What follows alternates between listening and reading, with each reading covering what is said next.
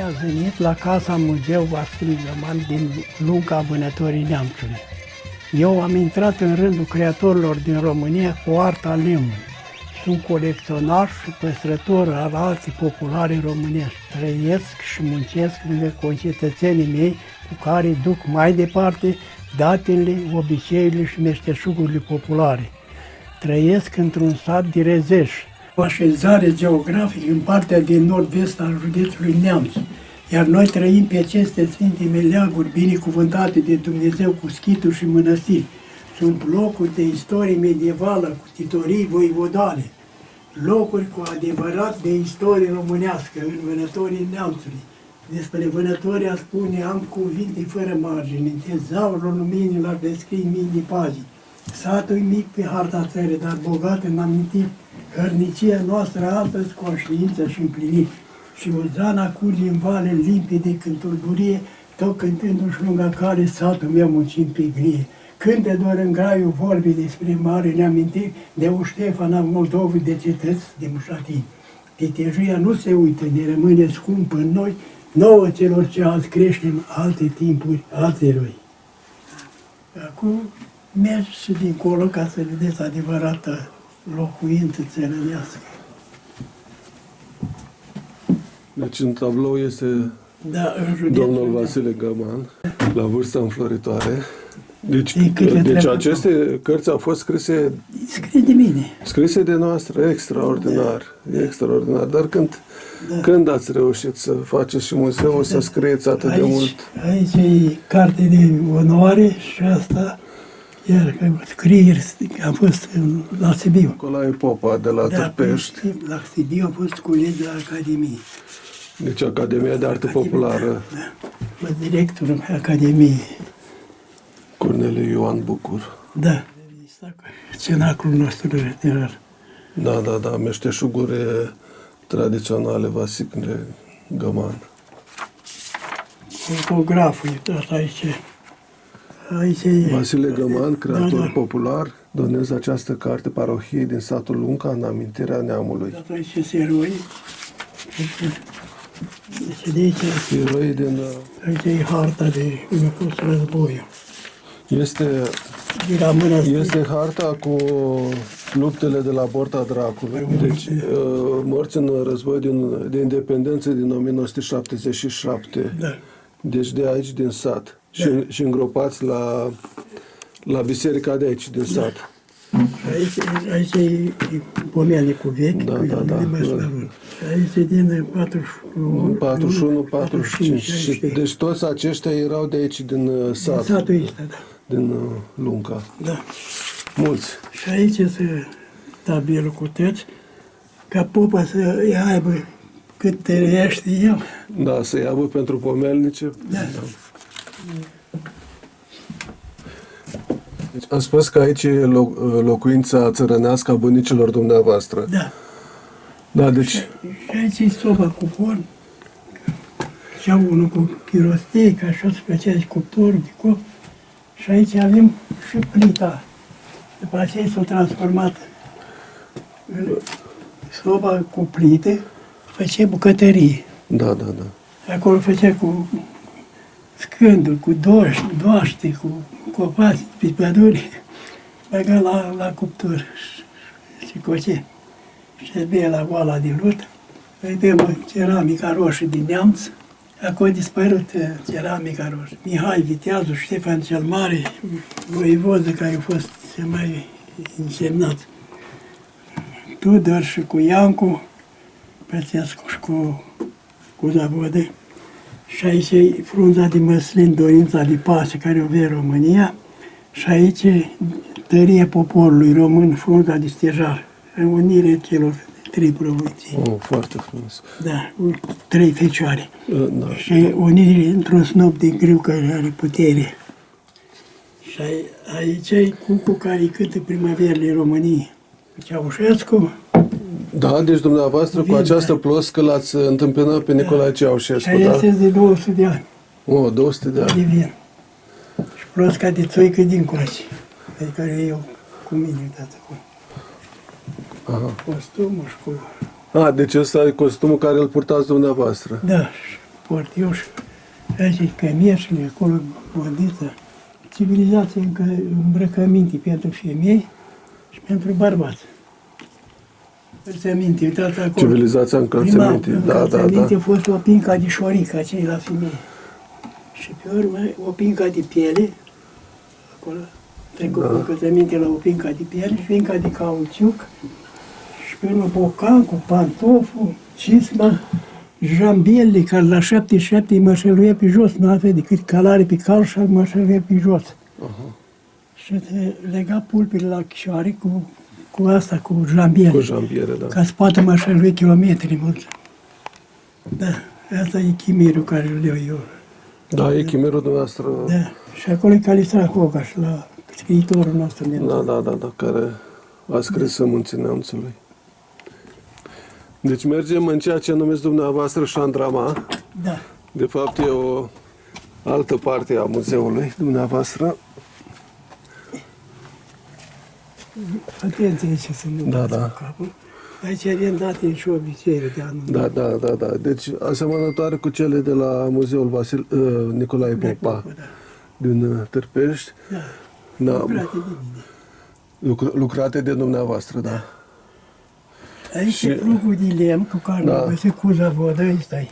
Plugul de lemn de la... Da, numai rezerva atâta era metalic. Acolo... Da, deci lama plugului era singura piesă metalică, da? Și ne-a dat de la... După ce ne-am proprietărit, ne-a dat pluguri de la Viena. Pluguri de la Viena, chiar are o inscripție în germană, un plug austriac. Da, și acest plug a fost folosit... În proprietărire țăranii. Da. Păi, cred că s-a lucrat cu el cam un secol, nu? Da. Atunci a început să civilizează agricultura. Aici ne-a dat și cântariu pe oțe, care îl avea țăranul român acasă. Da. Și aici e cu tirijii la piață. Tot cu oca lui Cuza. Oca e 1 kg și 1 litru. Adică 1 kg și un sfert. 1 kg și un sfert, da. Atâta e oca. Da. Și aici avem trasul butucilor cu boi, la pădure. Potcoava de la boi, potcoava de la cal. Aici e de mult vaca, aici, din coace de oile. Aici, când se bulhănea pulpa, o trăgea prin piatră, verde, care se despulhănește pulpa, prin descântice. Și aici e cazanul de țuică. Da, văd și un bucium de tablă. Da. Și aici e cioflâncul care trăgea butuci prin pădure, la exploatarea lemnului. Ciofrânc. Da, și bărdița când s-a făcut prima dată pentru Basarabia, făceam draniță pentru Basarabia de 80. Aici e bărdița ca de drănițe casele. Și topoarele și bărzele și joagărul care făcea draniță și casele de lemn se lucra cu barda. Asta e măciuca care bătea la draniță.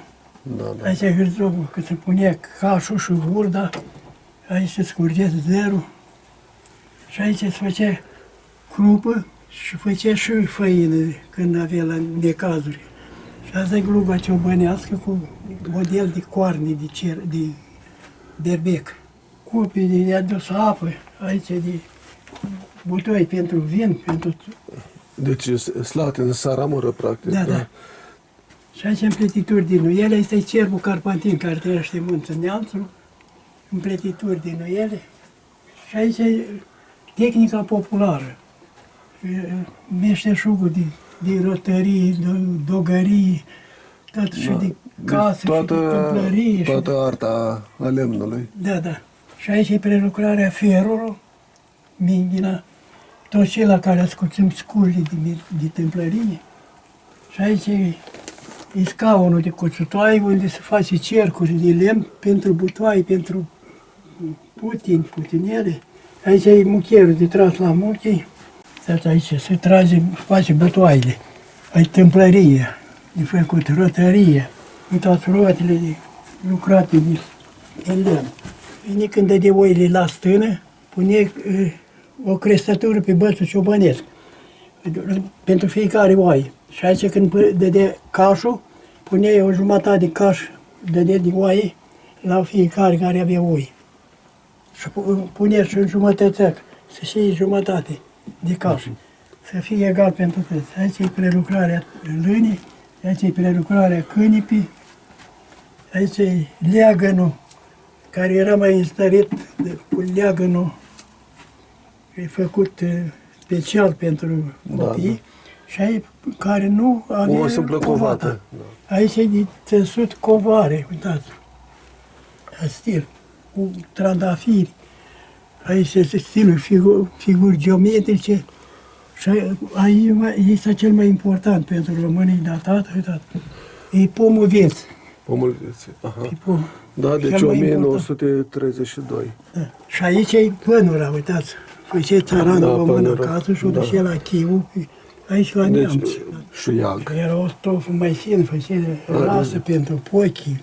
Voi de țăsut, uitați, statele cu toată tehnica femeilor. Femeile iarna făcea tehnica asta de îmbrăcăminte și vara mergea la munca câmpului.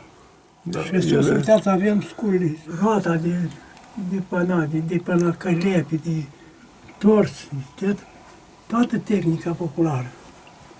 Asta e Toaca de la biserică. toaca și asta e toaca de mers cu toaca. Toaca mobilă, da. Da, care e de purtătoare de mână. Și asta e din lemn, are 5 găuri pentru a da rezonanță a sunetului. Și aici îi face sunetul ei. Da. De un sunet e lemn de palte. Deci aici este blidarul, da, cu... Și sunt crescătorii de animale. Da, capete de berveci. Da, aici avem tehnica originală a războiului Lipidealul Neamțului. Uitați aici, Mănăstirea Neamțului curge apa spre Târgu Neamț. Și aici s-au dat cele mai strașnice lupte. Tot aici, către oglinzi, uitați, măsurători l-a tras cu tunul. Uitați, aici se vine Mănăstirea Neamțului și aici Drăgănești. Da. Zona frontului. Și erau la Drăgănești, cu oglinzi. Da. Și dealul ăsta a fost vărsare de sânge. Da, culmea Aici avem Pleșului. civilizația europeană, din Cracovia, uitați sus, acolo sus, și îți datate fiecare costumațiile pe care le avea timp de război, timp de ce. Și aici când a venit Carol, întâi, ne-a găsit cu șubota asta. Basarabia luată, Ardealul luat și Ferdinand a făcut România Mare. Asta e România Mare. A rotunjit România. Basarabia cu tot a fost România care e adevărat. Și acum e tot fals. Nu mai avem România adevărată. Da, fotografia cu dumneavoastră Da. aici.